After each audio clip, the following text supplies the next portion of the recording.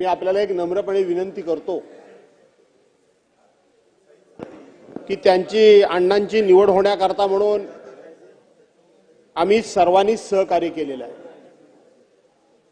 पलीकडे माननीय मुख्यमंत्री, माननीय दोन्ही उपमुख्यमंत्री महोदय यांनी अभिनंदन करत असताना थोडीफार राजकीय टीका टिप्पणी केलेली आहे।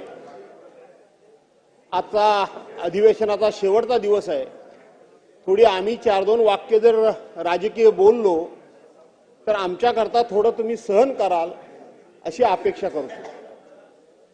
अण्णा, तुमची उपाध्यक्ष म्हणून निवड झाली।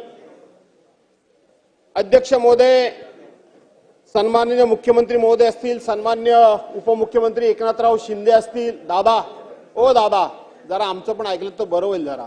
नाही इकडं आमदार, इकडं आमदार, इकडं आमदार, तुम्ही तरी किमान आमचं ऐका।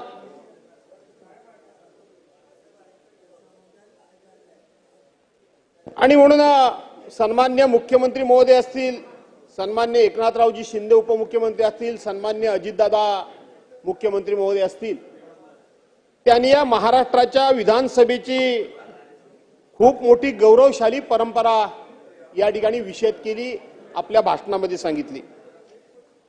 आणि हे जे उपाध्यक्षपद सन्मान्य अण्णाजी बनसोडे यांना मिळालेलं आहे, ती उपाध्यक्षपदाची जागा, ती उपाध्यक्षपदाचं हे पद किती उत्तुंग अशा व्यक्तिमहत्वाने भूषवलं, त्याचा सुद्धा उल्लेख या ठिकाणी केला आणि म्हणून त्याचा मी काही पुनरुच्चार करणार नाही।